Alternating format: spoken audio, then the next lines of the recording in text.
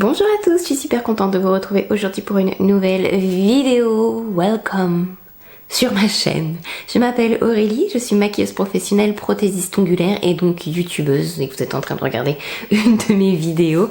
Aujourd'hui ça va être un Get Ready With Me, enfin bref, je vais maquiller et je vais répondre aux questions que vous m'avez posées sur l'onglet communauté de YouTube et en story sur Instagram.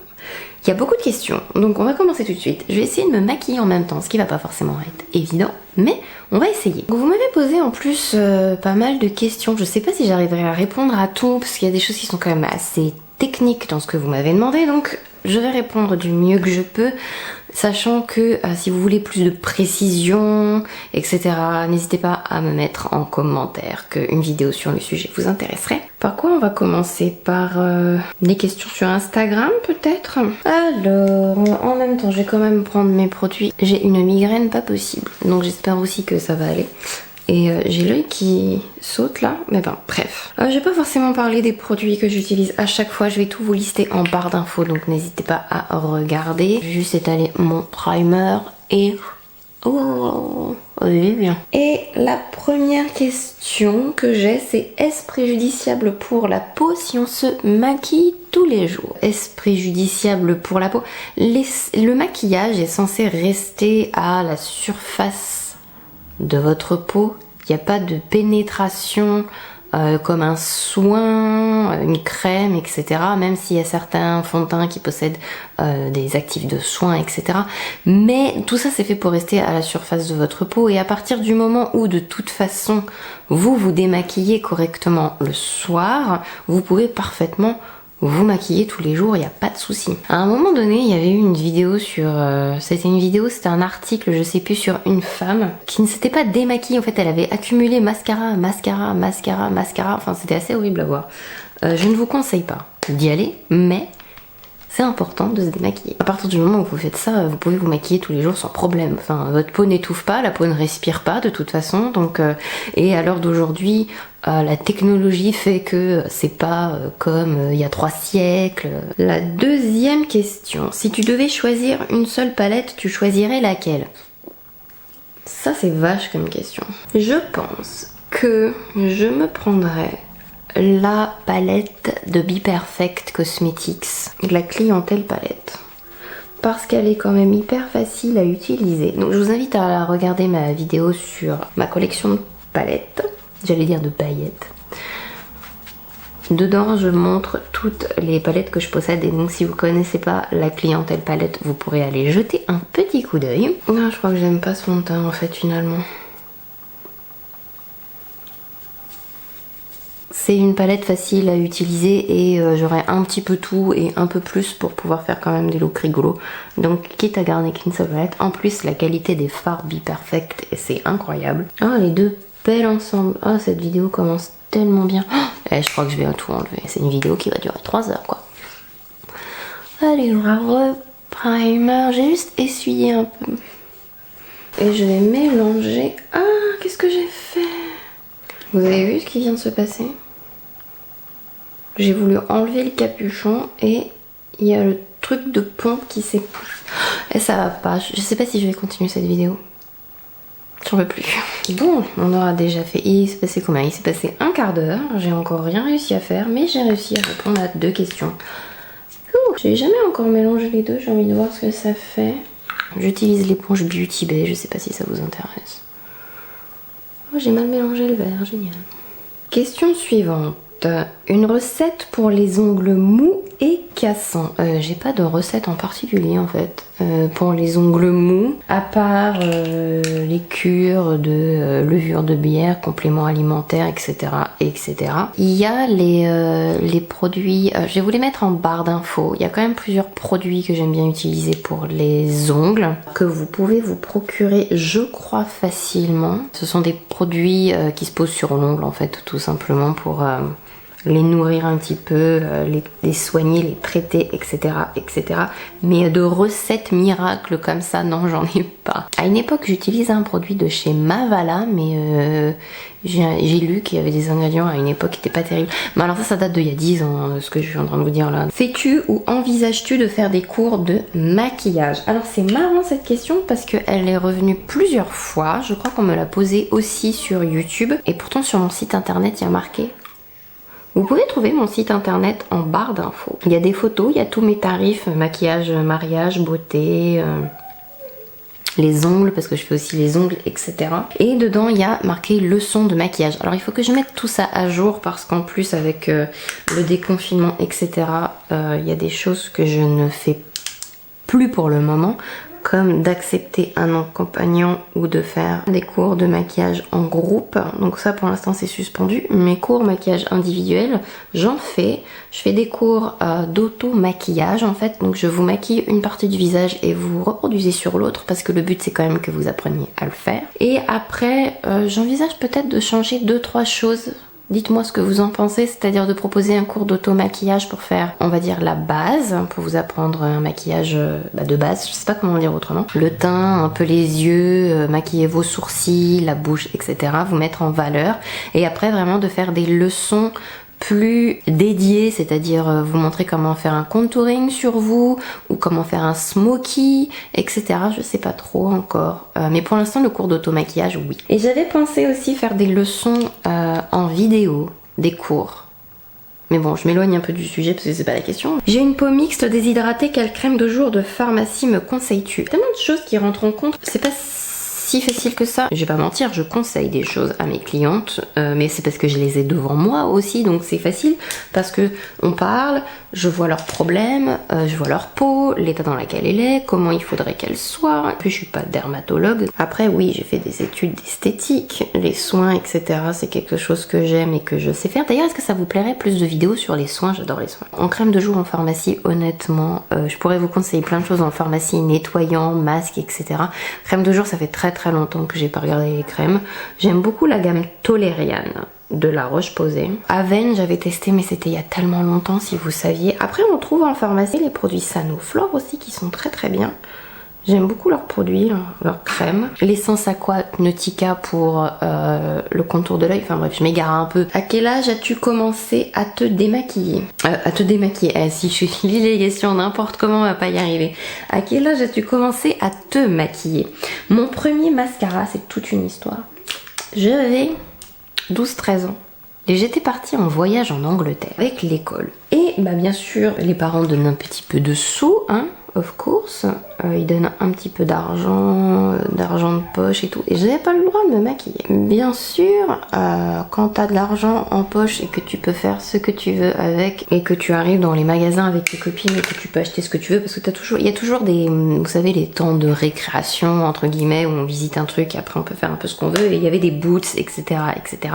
Et donc j'ai acheté mon premier mascara qui a disparu bizarrement aussi vite que je l'avais acheté. Je soupçonne quand même qu'il m'a été volé par une de mes copines de l'époque, mais bon, quand même bizarre que le machin il disparaisse. J'ai même pas eu le temps de l'utiliser. Enfin bref. J'aurais pu donc me maquiller pour la première fois à 12 ans, ce qui s'est pas fait. Et j'ai commencé à me maquiller, je pense que je devais avoir quelque chose comme 16 ans. Tout ça remonte à loin, je suis vieille maintenant. Quelle crème hydratante recommanderais-tu pour les peaux extra sèches et sensibles? Ouais, vous me demandez des trucs. Des fois c'est dur de sortir des machins comme ça de sa tête. Moi j'ai besoin de trop de temps pour réfléchir en fait. On peut pas me poser une question comme ça, il me faut au moins un temps de pause et de réflexion. Faut que je me poudre là, excusez-moi, mais je sais pas si je suis fan des deux mélangés là. Les deux fonds de teint que j'ai utilisés. Il y a les crèmes Toleriane de La Roche-Posay que j'aime beaucoup. Il y a les crèmes CeraVe que j'aime beaucoup aussi. Je sais plus son nom. Je vous mettrai tout ça en barre d'infos, c'est plus simple. Qu'est-ce qu'il y a d'autre que j'aime bien? Il n'y a rien d'autre qui me vient à l'esprit là tout de suite. On me pose des questions comme ça quand on me prend sur le vif. J'ai un peu le cerveau qui se déconnecte. Ah si, il y a une crème que j'adorais. C'était une crème de chez... rien à voir avec la parapharmacie, ceci étant dit. First Aid Beauty, c'est une marque qu'on peut trouver sur Look Fantastique je crois et sur Fil Unique, et elle est formulée, c'est formulé spécialement pour les peaux sensibles en fait, et je sais plus comment s'appelle la crème. trou de mémoire. Quel métier faisais-tu avant de te lancer dans le maquillage? Alors juste avant, j'étais vendeuse. J'étais vendeuse pas mal d'années. En bijouterie, horlogerie, mais j'étais plus dans la section horlogerie en fait. Donc je m'occupais des montres. Maintenant j'ai oublié pas mal de trucs, mais à l'époque j'étais quand même assez calée en montres. La vente n'est pas un très bon souvenir et une très bonne... c'est pas un très bon souvenir. Enfin, bref, on va pas en parler. Comment bien faire tenir un fond de teint sur le nez? Alors je sais pas si je vous en parle maintenant ou pas. Il est possible que ça soit dit dans une autre vidéo, mais donc là c'est marqué entre parenthèses peau mature. Mais la vraie vérité, quand on me demande... Attendez, faut pas que je perde le fil quand même trop de ce que j'étais en train de faire. Je suis censée me maquiller aussi quand même. Quand on me demande un maquillage naturel, je ne maquille pas le nez en fait. Alors ça peut paraître extrêmement choquant, dit comme ça. Souvent on se dit que le nez c'est au centre du visage et que si on met rien dessus ça va se voir comme le nez au milieu de la figure. Et le nez bah il est tout nu. Mais la vraie vérité c'est que justement, comme le nez est le centre du visage, ça ne se voit pas que vous avez rien mis dessus. Ça fait juste un teint hyper naturel. Donc réfléchissez bien déjà si vous avez vraiment envie de mettre du fond de teint sur le nez. De mon expérience, ça ne se voit absolument pas que l'on en a pas mis. Est-ce qu'il n'y a pas trop de fond de teint? Est-ce que vous vous frottez le nez? Parce que forcément, le maquillage, on a beau faire ce qu'on veut, si ça a été frotté, forcément ça va pas tenir dessus. Si vous frottez le nez sauvagement parce que vous vous mouchez, enfin ça reste quand même, j'ai envie de dire, que du maquillage quoi, il y a quand même des limites à tout. Bon, j'ai superposé les fonds de teint, j'ai essuyé un peu le surplus mais ça fait quand même légèrement cakey, c'est un endroit plus sec de mon visage mais bon. Donc voilà, il y a ça à prendre en compte. Mais sinon ce qui fonctionne bien c'est d'utiliser en fait à la place du fond de teint, mais alors là ça va faire aussi beaucoup plus de couvrance. Moi ce que je faisais en fait c'était d'utiliser quand j'avais des soucis de tenue, parce qu'avec un primer je dois dire que j'ai plus vraiment de soucis de tenue de fond de teint ou de quoi que ce soit. Mais si vraiment vous avez un souci de tenue, c'est d'utiliser en fait un anti-cerne qui est longue tenue, comme le Prolong Wear Concealer de MAC par exemple, qui a une excellente tenue et qui ne bouge pas après sur le nez. Donc voilà, il y a plein d'astuces, mais franchement ma plus grande astuce, c'est de pas mettre de fond de teint sur le nez justement. Maquillage yeux quand on porte des lunettes s'il te plaît. J'ai déjà une vidéo sur le maquillage quand on porte des lunettes que je vous invite à regarder. Si j'y pense, je vous mets le lien dans le petit, sinon je vous le mettrai en barre d'infos. Comment avoir un teint frais et lumineux quand on est très fatigué? Voilà, je peux pas vous le montrer. Quand on est très fatigué, il y a plusieurs trucs auxquels on pense pas forcément. C'est d'unifier la paupière, de mettre de l'anti-cerne. Vous allez avoir des plus petits yeux, vous allez avoir potentiellement les yeux plus rouges, mettre du rouge à lèvres qui pète pour attirer l'attention ailleurs et mettre un crayon beige par exemple à l'intérieur de l'œil pour que ce soit aussi moins rouge. Donc ça c'est des choses que vous pouvez faire pour attirer l'attention sur autre chose. Recourber vos cils et mettre du mascara aussi. Les cils qui tombent vers le bas ça a tendance à fatiguer et juste recourber les cils, mettre du mascara, paf, réveiller. 8 heures de sommeil. Comment corriger l'asymétrie d'une bouche? Alors ce que je vais dire ça va être très très bête et vous allez dire elle se moque de moi, mais tout simplement avec un crayon et en la redessinant. Ça fait pas mal de temps qu'on me demande une vidéo sur la bouche, mais à vrai dire j'ai pas une bouche asymétrique, donc vous montrer sur moi ça a un peu pas de sens et j'ai personne avec une bouche asymétrique dans mon entourage pour vous montrer dessus, il me faudrait sinon un cobaye. Évitez quand même de trop corriger, parce que si c'est trop corrigé et que vous avez du crayon en dehors de votre bouche, ça peut aussi attirer l'attention. Vous savez, il y a des vidéos des fois de personnes qui trouvent qu'elles ont une bouche trop fine en bas et elles mettent tellement de crayon et de rouge à lèvres en dehors. En photo ça peut faire très joli, mais en vrai c'est juste pas possible. Ne faites pas ça. Il faut dans tous les cas que la correction que vous voulez faire reste quand même très discrète. Après ça va dépendre de la symétrie en question en fait. Comment connaître son genre de peau? Les scotch et bouts de papier ne marchent pas. Eh bien tout simplement parce que c'est des choses de très compliquées. Même quand on apprend ça, ça reste quelque chose de pas évident avec une grande marge d'erreur parce que il y a plein de choses qui rentrent en compte. Il y a en fait votre type de peau, il y a aussi votre état de peau. Et l'état de peau, selon ce que c'est, peut prendre le dessus sur le reste. Est-ce que ça vous intéresserait une vidéo sur les types de peau? Éventuellement. Les types et les états de peau, faudrait voir comment faire cette vidéo. Mais là, vous expliquer comme ça ou vous guider, c'est très... Enfin, je peux pas faire ça là, en tout cas. Après, elle m'avait déjà demandé une fois une vidéo sur la différence entre peau déshydratée et peau sèche aussi, si ça vous intéresse que je fasse une vidéo de là-dessus. J'ai très envie de faire plus de vidéos sur les soins et donc forcément les types de peau, etc. Ça va rentrer en compte dans le questionnement et le cheminement de la chose. Je suis en train de réfléchir à ce que je fais, j'ai la tête vide. Hop, que j'essaye de faire mes sourcils. Je sais pas si je vais arriver à parler, faire mes sourcils en même temps. J'ai mis de la poudre après avoir mis le soft brow et c'était tellement pas une bonne idée. Mais je peux pas me concentrer et vous parler en même temps, donc je vais certainement faire plein de bêtises. Je sais pas si c'est une bonne idée que je me maquille en même temps de répondre à vos questions en fait. Pourrais-tu faire un Get Ready With Me uniquement avec des produits L'Oréal? Eh bien écoutez, dites-moi en commentaire si ça vous intéresse ou pas. Et puis on verra s'il y a beaucoup de demandes sur un make-up exclusivement L'Oréal. Qu'est-ce qui t'a motivé à créer ta chaîne YouTube? Ce qui m'a motivé à la base à faire ma chaîne YouTube, c'est que j'avais un blog qui maintenant est fermé. Ne cherchez pas, il n'existe plus. Parce que je trouvais ça plus facile pour faire des tutos et je sais pas, je trouvais que c'était un bon complément au blog et au final, au fur et à mesure, ça a pris de plus en mon blog au début était beaucoup plus lu et regardé que ma chaîne YouTube, forcément. Mais après, au fur et à mesure, je crois que ça m'a plus intéressé en fait de faire des vidéos que d'écrire. Mais de base, oui, c'était juste un complément. J'ai un nez asymétrique et très arquin et je ne sais pas le dissimuler avec le make-up. Alors le contouring du nez, c'est un truc extrêmement compliqué.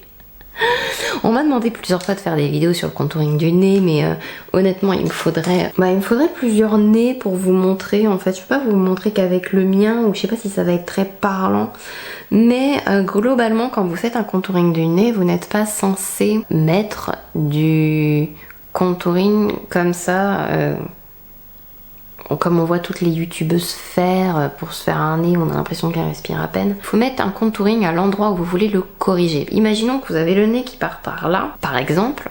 Donc vous avez, il est cassé, il est un peu comme ça. Ce qu'il faut faire en fait, c'est mettre à l'endroit où il y a un trou de la lumière pour que ça ressorte, et à l'endroit où il y a le truc que vous voulez corriger, une ombre. Donc vous n'allez pas faire sur le nez en question 2 barres comme ça de contouring, parce que à cet endroit là où il y a un trou entre guillemets, vous voulez pas que ça fasse encore plus un trou. Et si vous faites le contouring de cette manière classique là, les 2 barres, bah ça va pas aller. Il faut vous mettre le contouring à l'endroit où vous voulez corriger la trajectoire.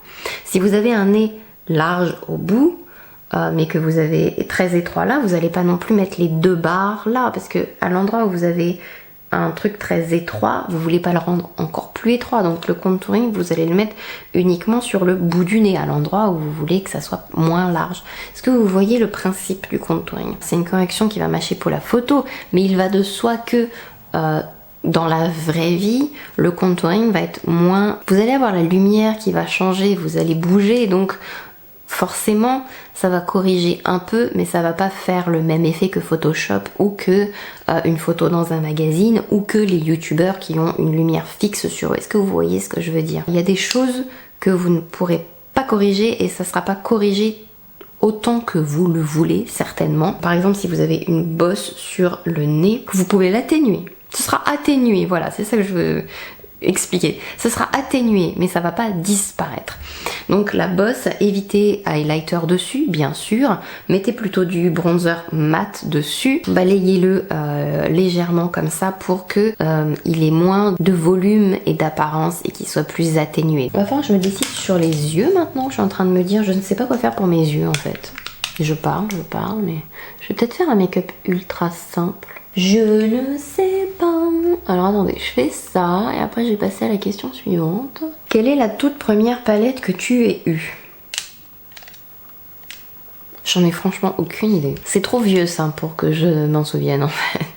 C'était peut-être une palette MAC. J'ai commencé à m'intéresser au maquillage, il y avait beaucoup MAC. Si on parle de mon adolescence et de quand j'ai commencé à me maquiller, je suis pas sûre d'avoir eu de palette à ce moment-là en fait. Je n'ai pas de souvenir de ça en fait. Je suis désolée mais là ça va, je sais pas.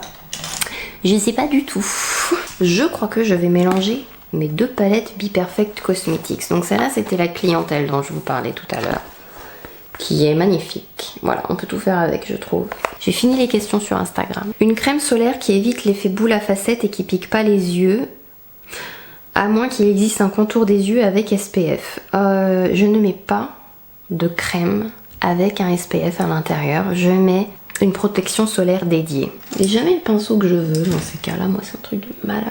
Plein de pinceaux, jamais celui que j'ai envie. Donc, on va commencer avec la première couleur. Je vais vous dire quand même les couleurs que c'est parce que j'ai commencé avec Shady. J'étais partie avec j'ai mal à la tête, j'ai pas envie de faire quoi que ce soit. Et en fait, je me suis dit, allez, ouais, vas-y, on va y aller.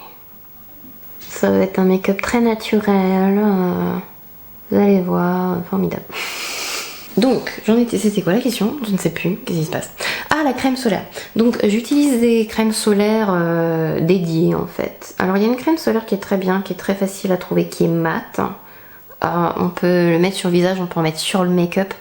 Alors, le nom exact, je ne sais plus, mais c'est La Roche-Posay qui fait ça. Et c'est un SPF en spray. Antelios spray, il est où? Je sais même plus si j'en ai encore, faut que j'en rachète. Je vous mets le nom en barre d'infos si j'arrive à le trouver, mais c'est un formidable SPF. C'est en spray, c'est hyper facile à appliquer. On peut l'appliquer avant de se maquiller, ça fait une très bonne base de maquillage. Ça ne brille pas du tout et elle est vraiment vraiment bien. Et on peut même la réappliquer en journée sur le maquillage. Donc c'est un produit que je vous recommande, mais plus. Quel produit make-up longue tenue serait adapté aux peaux sèches ou matures? Car souvent le longue tenue assèche ou marque les rides et les ridules et les autres ne résistent pas à la chaleur ou aux journées marathon. Alors le spray fixateur est votre meilleur ami, mesdames. Peau mature, peau sèche, pleine été, alors je vous conseille vraiment le spray Skin d'Nivea. Waterproof, il est formidable. Et il est formidable, voilà. Et une bonne base de maquillage aussi. Je vais prendre la couleur Naked, qui est dans cette palette là. Comment faire pour porter des fards à paupières un peu briques rouges sans avoir l'air d'avoir passé la journée à pleurer? Alors, c'est très facile. Séparer en fait visuellement le rouge du blanc de vos yeux qui pourra rendre le blanc de vos yeux un peu rouge. Même chose si vous voulez en mettre en bas, il va falloir mettre du crayon pour séparer en fait les deux. C'est plus facile de mettre du rouge en haut quand même, tout ce qui est très rouge en fait au final. Eyeliner, fossile, beaucoup de mascara. Je suis en train de mélanger plein de couleurs pour voir ce que j'ai envie de faire en fait là, donc faites pas attention à moi. Je vais utiliser la couleur Too Much. Pas mal. Attendez, parce que je fais quand même attention à mon placement un peu de couleurs. Je suis à vous dans quelques instants. Moi j'aimerais bien avoir tes conseils pour cacher un mélasma sur le front sans mettre un fond de teint qui fait plâtre. Mais aussi si tu pouvais nous parler de ton parcours pro un peu plus en détail. Oh là là. Mais tout ce que j'ai fait dans ma vie, je sais pas si vous vous rendez compte. Bon, je vais déjà répondre à la première question. Un mélasma sur le front, bien correcteur, fond de teint très léger, anti-cerne, toujours pareil. Après ça va dépendre de l'étendue du mélasma. Sinon il faut des produits très très couvrants et très pigmentés comme les fonds de teint de chez RCMA où vraiment il va falloir le mettre que là. Tout ce qui est Dermablend, donc les produits Dermablend qui sont très bien. Et qu'est-ce que j'ai d'autre? Dermacol aussi qui fait un truc très puissant et ne pas en mettre partout. Donc utilisez un fond de teint plus léger sur le reste du visage et pareil sur le mélasma. Par contre mettre le truc un peu plus... un correcteur pour cacher les taches brunes et une base pour les pores et lisses qui fonctionne réellement car vraiment rien trouvé qui fonctionne, merci. Un correcteur pour les taches brunes, c'est tout simplement un correcteur pêche. Voilà, donc le meilleur correcteur que j'ai testé en correcteur pêche pour le moment et qui va très bien fonctionner sur les taches, Charlotte Tilbury, que voilà. Ensuite, une base pour lisser les pores. Est-ce qu'il y a vraiment autant de pores dilatés que ça? Moi j'aime bien la base lissante de chez Tarte. Elle fonctionne bien. Après j'ai pas testé énormément de bases lissantes parce que je trouve que en général elles font pas autant de miracles que ça et que la plupart du temps on peut très bien s'en passer. Il y a aussi une manière de se maquiller quand on a les pores dilatés. Je suis en train d'estomper et de parler en même temps, on va plus rien voir de mon maquillage, ça va faire un gros pâté d'une seule couleur, bref. Ça c'est quand on s'emballe. Estomper c'est bien, trop. 2 questions, conseils et astuces pour se maquiller et surtout comment fixer le maquillage lorsqu'on a les yeux qui larmoient en période d'allergie. Si tu devais garder une palette ou en posséder une à titre personnel, bah j'ai déjà répondu à cette question, je garderai quand même la clientèle palette. Quand on a les yeux qui larmoient en période d'allergie, eh bien il faut utiliser du waterproof. Fixer le maquillage, utiliser un bon spray. Donc ça j'ai déjà répondu parce que je vais vous reconseiller le même spray, le Skin de Nivea qui est très bien. Le Morphe il est bien aussi mais il est un peu à ce niveau là. Pour faire ça il va être moins bien que le Skin de Nivea. Les sprays Skin de Nivea sont formidables. Utilisez l'Aquasil de Make Up Forever et le mélanger aux produits que vous allez mettre autour des yeux aussi, ça aide beaucoup. Après si ça pleure et que c'est tapoté, vous allez éviter énormément de catastrophes. Évitez de frotter. C'est franchement les frottements qui font que le maquillage risque de bouger et de se déplacer et de virer en catastrophe, de finir en pâte ou de disparaître. Si vous tapotez plutôt que frotter, vous allez éviter beaucoup de catastrophes. Alors attendez, je fais ça 2 secondes et on revient aux questions après. Vous voyez, je suis déjà en train de faire une énorme bêtise. Je place ça n'importe comment. Est-ce que ça vous intéresse une vidéo où je vous donne mes astuces pour que le maquillage tienne plus longtemps? Parce que ça a quand même l'air d'être une question qui revient hyper souvent. Hein. Alors, comment camoufler des pores dilatés qui se voient malgré le fond de teint et la poudre fixatrice? Donc ça, je pense que j'ai déjà répondu. Donc avec la base de Tarte. Après, il y a une façon en fait d'appliquer son fond de teint et d'appliquer sa poudre. Je vous conseille d'utiliser un pouf ou une beauty blender pour poudrer avec une poudre lissante et perfectrice comme celle-ci de chez Charlotte Tilbury. Et le fond de teint, bon c'est pas du tout un pinceau que j'ai utilisé pour le fond de teint, mais le fond de teint, l'anti-cerne, etc. Il faut vraiment en fait faire, pas le rentrer dans la peau, mais vous voyez, faire des petits ronds comme ça. Juste aux endroits où vous avez les pores un peu plus dilatés. Donc il y a tout plein de petites techniques comme ça et de façons de faire pour camoufler les pores dilatés. Après on se fait souvent une idée très faussée de ces pores dilatés alors que ils sont normaux quoi. Quel a été ton parcours professionnel pour arriver à YouTube? Alors on a l'impression quand on lit cette question que YouTube c'est mon travail, mais en fait pas du tout. Je ne vis pas de YouTube. Pas encore en tout cas. Mais voilà. Mon parcours professionnel. Alors, j'ai fait plein de petits boulots dans ma vie. J'ai été secrétaire médicale. J'ai été vendeuse. J'ai été comment on pourrait dire, agent administratif. J'ai été encore vendeuse. Attendez, je vais fondre un peu ça parce que ça me dérange depuis tout à l'heure. Allez, je vais mettre un espèce de rouge, rose. Donc mon parcours. Donc oui, j'ai été pas mal vendeuse, etc. Et en fait, il y a eu un moment donné. Donc je maquillais, j'étais passionnée. Je me suis faite en fait, j'ai presque envie de dire, mais c'est un peu présomptueux de faire ça, mais de dire ça. Mais il y est arrivé dans un de mes derniers tafs, dans un de mes derniers postes, que j'étais vendeuse donc et que la boutique est allée fermer. Et j'ai vu l'opportunité en fait de me consacrer entièrement à ce que je voulais faire. J'ai eu des cours de maquillage, j'ai eu des masterclass aussi, et après il a été question de me mettre à mon compte. Et là dans mon département à l'époque, se mettre à son compte, il fallait avoir le CAP esthétique. Et j'avais pas le CAP esthétique. Et donc du coup j'ai passé le CAP esthétique en candidat libre après avoir bûché pendant 1 an. Et j'ai eu ce CAP esthétique et je me suis mise à mon compte. Ça met quand même du temps, enfin ça vient pas du jour au lendemain. Alors attendez. Parce que le dessous des yeux c'est quand même quelque chose de très sérieux. Grosso modo, en résumé. Après, il y a l'expérience, parce que maintenant ça fait quand même plusieurs années que je fais ça. Il y a l'expérience, il y a quelques formations. Je me suis formée sur les ongles aussi, pour pouvoir faire le gel. C'est un chemin assez long, tout ça. Alors, donnes-tu des cours de nail art et ou make-up? Hâte de voir cette vidéo. Je te souhaite une bonne journée, gros bisous. Des cours de make-up, donc oui. Des cours de nail art, pas encore. Pourquoi pas? Petite question beauté, un produit miracle ou des super conseils pour les points noirs? J'ai beau essayer plein de produits différents, ils ne veulent pas te quitter, je te suis depuis quelques jours seulement et j'adore tes vidéos et tes conseils sont géniaux. Alors, est-ce qu'il s'agit vraiment de points noirs ou est-ce qu'il s'agit de filaments sébacés? Ça va être ma question number 1. Les filaments sébacés, c'est normal d'en avoir. En général, on croit qu'ils sont noirs, ils sont juste un peu marrons. C'est en fait le sébum quand il sort. avec le contact avec l'air, en fait, il devient un petit peu marron. Mais c'est juste du sébum, en fait. Les vrais points noirs, on n'en a pas autant que ça sur le visage. Des bonnes façons de s'en débarrasser, il y a le BHA, donc tout ce qui est lotion à l'acide, le sérum à la niacinamide, qui était très bien.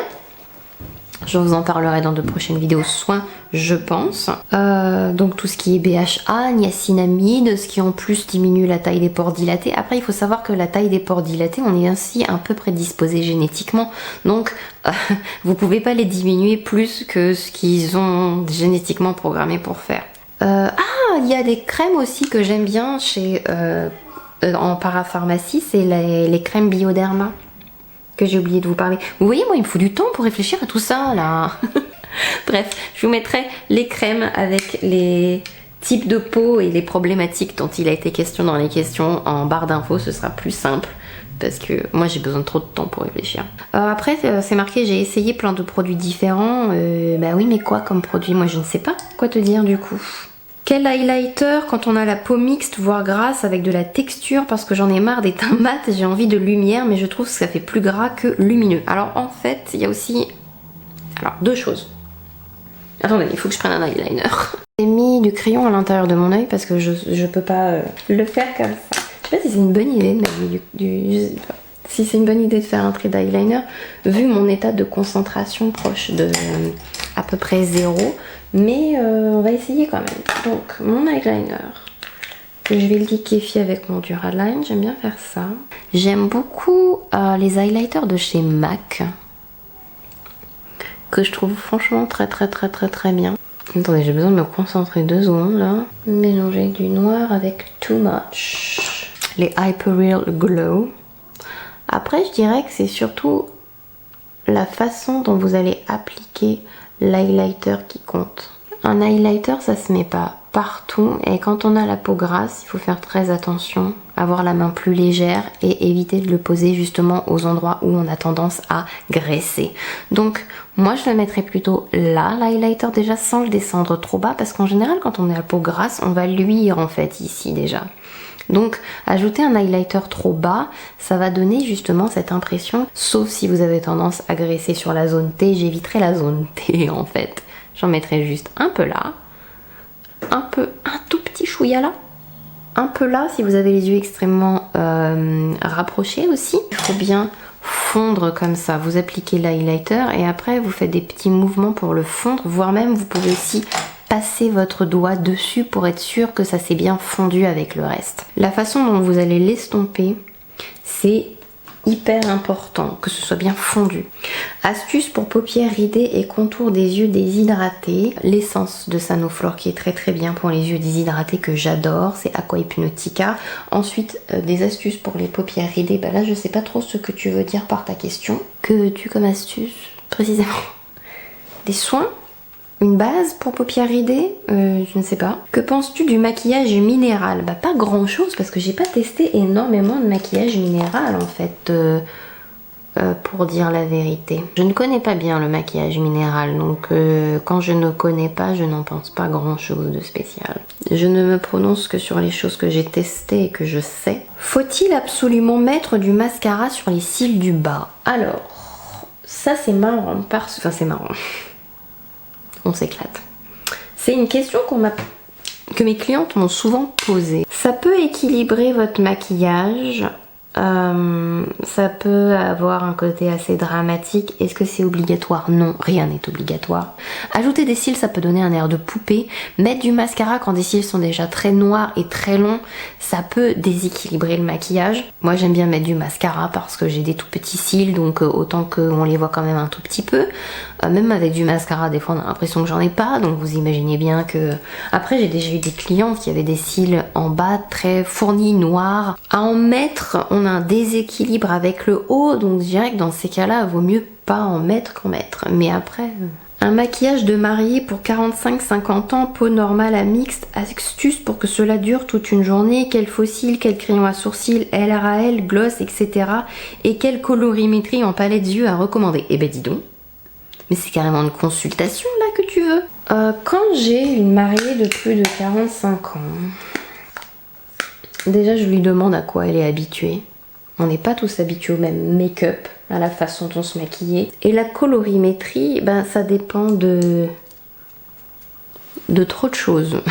Et ça n'a rien à voir avec l'âge, ça va dépendre du physique, de la couleur de la peau, de l'ambiance que l'on veut donner, du résultat que l'on veut. Donc répondre comme ça à toutes ces questions pour guider, c'est juste impossible. Je ne peux pas faire ça. S'il y a besoin de conseils spécifiques, il vaut mieux directement aller voir une professionnelle pour vous faire guider. Avec des conseils, enfin, je peux conseiller une palette, conseiller un crayon pour les sourcils, vous dire qu'il va falloir un spray fixateur, qu'il faut une base. Il y a des règles de base à respecter, mais après spécifiquement en colorimétrie, etc., il faut directement aller voir quelqu'un. Comment vis-tu ce confinement? Bon bah là on a commencé à être déconfiné, donc ça va pas trop mal. J'ai décidé de m'occuper de garder mes enfants à la maison. On est en téléenseignement, donc je m'occupe d'eux.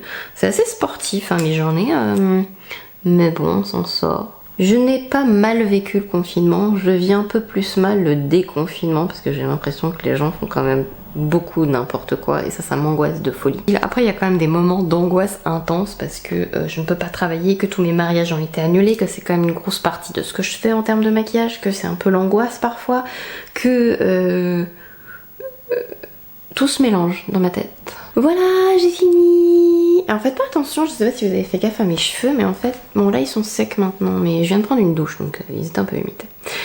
La dernière question, tes projets de vidéos à venir sur YouTube, pourquoi pas un challenge make-up avec des produits de grande surface, une appli qui choisit tes couleurs de maquillage, bientôt la fête des mères, des idées de cadeaux, y compris pour toi, as-tu déjà testé des autobronzants? Alors as-tu déjà testé des autobronzants? La réponse est oui, il y a très longtemps, je n'en utilise plus, pas pour le moment. Un challenge, alors j'avais fait il y a longtemps un...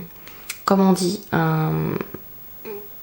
je vous avais demandé en fait sur Instagram de me proposer des challenges, mais vous de m'en proposer, c'est-à-dire de me donner des défis. J'avais eu plein de réponses et c'est vrai que j'en ai fait que un. Il faudrait que j'en fasse d'autres. Après c'est vrai que je suis pas trop challenge de base. Enfin, je vais pas vous faire des trucs de ouf, me maquiller avec des gants de boxe, me maquiller avec des... Enfin, c'est pas ce qui m'intéresse, donc ça j'en ferai pas, mais j'avoue que les défis que vous m'aviez donnés étaient assez intéressants. Faire un make-up arc-en-ciel, faire un make-up sirène, etc. Donc si ça vous branche, n'hésitez pas à me le dire aussi et on fera ça. Un make-up arc-en-ciel, ça m'intéresserait bien. Et mes prochaines vidéos sur YouTube à venir, il y a plus de vidéos soins que j'aimerais faire. Donc j'ai eu plusieurs idées, je vous ai demandé d'ailleurs sur Instagram encore ce qui vous intéresserait le plus. Donc il y a ma routine de soins, il y a mes produits favoris de soins à moins de 20 €. J'avais dans l'idée de faire ma sélection de produits de soins de parapharmacie. En plus ça a l'air de vous intéresser. J'avais dans l'idée de faire une vidéo sur la colorimétrie pour les fards à paupières, de faire une vidéo sur comment appliquer son anti-cerne, surtout passé 35 ans. J'ai tellement d'idées en fait, après c'est le temps... etc. De la motivation des fois, parce que c'est vrai qu'il y a certaines vidéos qui sont plus dures pour moi à filmer, donc il me faut le moment pour pouvoir le faire, du temps pour pouvoir le faire, du calme, et en ce moment mes enfants sont avec moi, donc là je dis pas la négociation déjà pour qu'ils évitent de faire trop de bruit pendant que je filme. Cette vidéo est maintenant terminée, j'espère en tout cas qu'elle vous a plu. J'ai pas forcément pu répondre correctement à tout, donc s'il y a des références produits, je vous les mets en barre d'infos sans problème, les bases dont j'ai parlé, mes bases préférées pour lisser les pores ou pour faire tenir mieux le maquillage, je vous mets tout ça en barre d'infos. Bon allez, je vous fais plein de gros bisous, j'espère vous revoir dans la prochaine vidéo, et puis prenez soin de vous, profitez du soleil, ne faites pas de bêtises, on est en période de déconfinement, on n'est pas complètement déconfiné. Faites attention à vous, plein de gros bisous à vous et à bientôt, bye bye.